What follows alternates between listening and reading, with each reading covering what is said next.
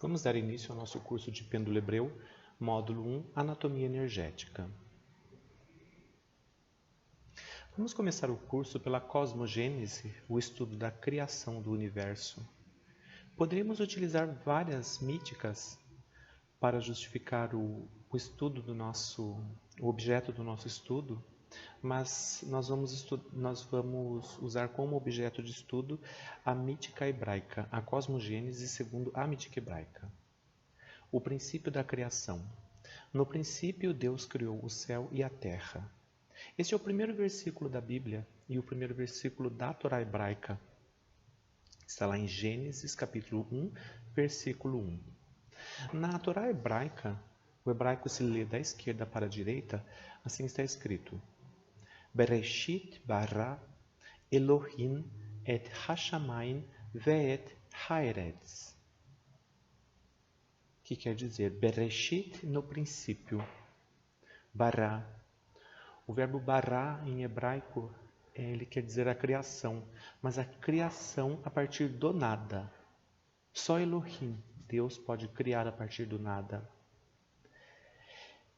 Et hashamayim, os céus, ve'et haaretz, e a terra. O primeiro verso da Torá hebraica possui 7 palavras. Isso indica um senso de organização da parte do Criador a fim de atingir um objetivo, uma criação que glorificasse o seu nome eterno. Então podemos dizer que a palavra de Deus criou o universo e todas as coisas que nele existem. Assim, todas as coisas possuem uma palavra energética em hebraico. O que estamos dizendo é que tudo, mas tudo, foi criado a partir da palavra de Deus. Podemos afirmar que o DNA da criação foram as palavras hebraicas, uma vez que antes não havia somente o nada. E Deus disse: haja luz, e houve luz. No Gênesis capítulo 1, versículo 3. E assim está lá na Bíblia hebraica: Vayomer Elohim yihi or, or vayihi. E Deus disse: haja luz, e houve luz. Or, a luz. Yehi or, haja luz. Gênesis capítulo 1, versículo 3. Essa criação, essa luz que foi criada segundo a mítica hebraica, ela é o princípio da energia, a energia sem forma. A energia primordial, a energia bruta. Essa energia por si só, ela não é capaz de formar algo. Para ela poder criar ou gerar a criação, ela precisa da mente do Criador. E essa foi a manhã do primeiro dia. Então nós podemos entender que a criação da luz, or, Yehior, haja luz, é essa energia primordial, a energia sem forma. Para que ela tome forma, ela precisa de um princípio da inteligência, o Criador. E a partir dessa inteligência, essa energia ser formatada na criação. Todos os processos formativos das essências, elas são sempre criadas em 7 formas. Assim como os 7 planetas clássicos da astrologia, Sol, a Lua, Marte, Mercúrio, Júpiter, Vênus e Saturno. Os 7 dias da semana, os 7 anjos da criação, as 7 cores do arco-íris, os 7 mestres ascensionados, os 7 sacramentos da Igreja, os 7 dons do Espírito Santo, os 7 pecados capitais e os 7 chakras. Então nós podemos dizer que essa energia inicial criada é uma energia sem forma. Quando ela passa pelo crivo do Criador, ela passa a ser uma energia primária de cunho espiritual, no plano espiritual. Quando essa energia toma forma, ela cria um corpo a partir da mente do Criador, nós temos uma energia secundária, que é um plano energético ou plano das essências.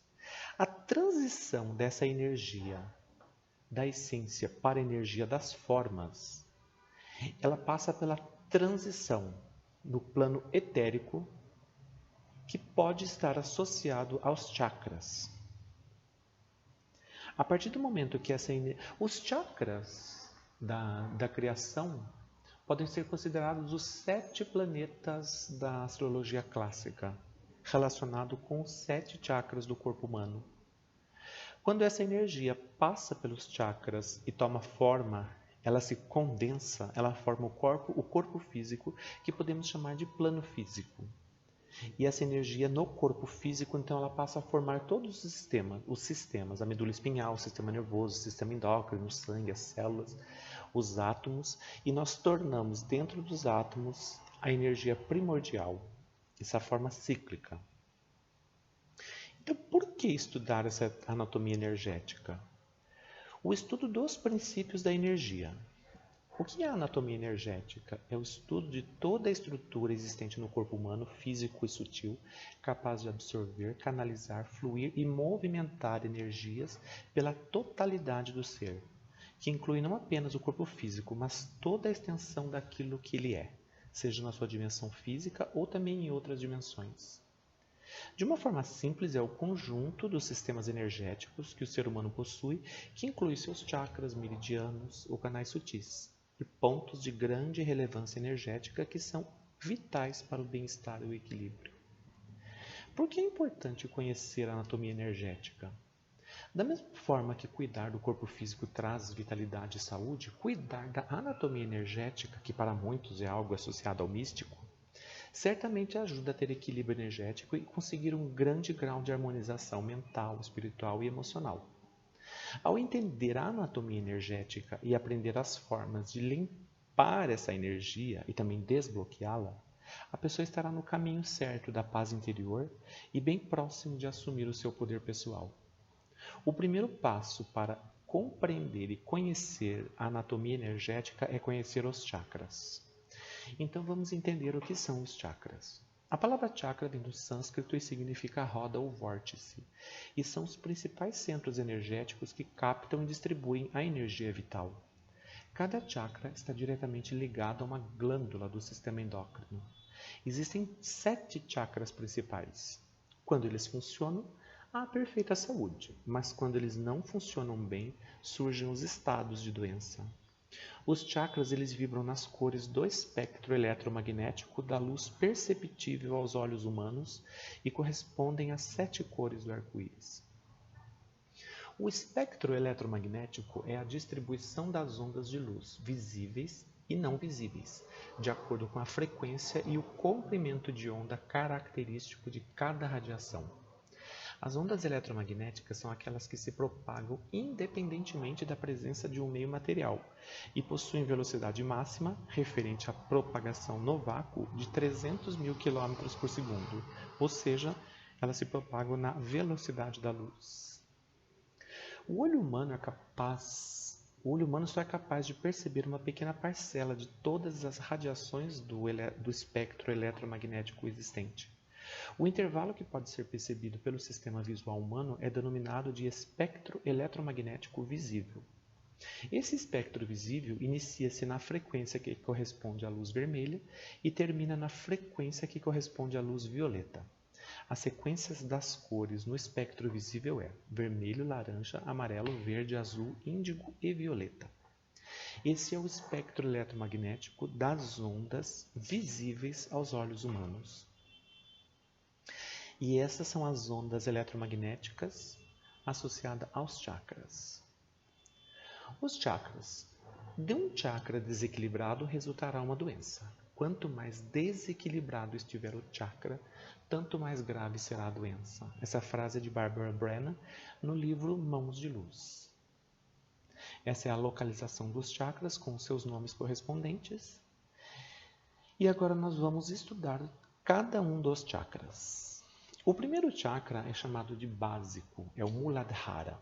Ele está associado à glândula adrenal ou suprarrenal, vibra na cor vermelho e o seu verbo é o verbo ter.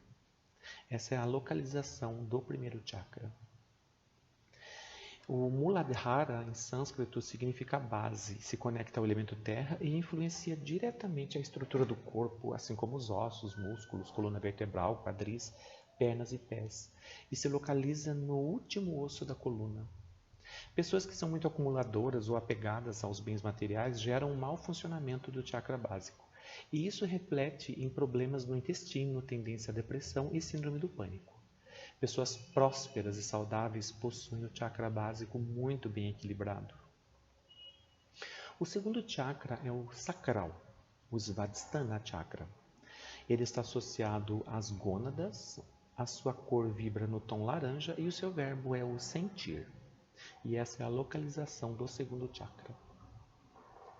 O Svadhisthana Chakra em sânscrito significa cidade do prazer e está conectado à procriação e influencia diretamente a sexualidade. Ele se localiza em torno da área genital e urinária e é o chakra responsável pela reprodução e controle dos fluxos de líquidos por todo o corpo humano. Quando se encontra em desequilíbrio, pode causar impotência sexual, desânimo e baixa autoestima. Se estiver saudável, proporciona uma autoestima equilibrada e reflete em um melhor aproveitamento da vida. O terceiro chakra é o plexo solar, é o Manipura Chakra. A sua glândula ele está associado ao pâncreas, vibra na cor amarela e o seu verbo é agir. Essa é a localização aproximada do terceiro chakra. Manipura em sânscrito significa cidade das joias. Ele está conectado ao pâncreas e influencia a nossa relação com a matéria e com o poder pessoal. Localizado próximo ao umbigo, é o chakra responsável pelas emoções como a raiva, a mágoa, medo, tristeza, ansiedade e angústia. Pessoas que possuem sentimentos guardados e que não conseguem desabafar ou continuam presas ao passado, tendem a ter o chakra umbilical em desequilíbrio, ocasionando medo, irritação, enjoo, gastrite e outros problemas estomacais.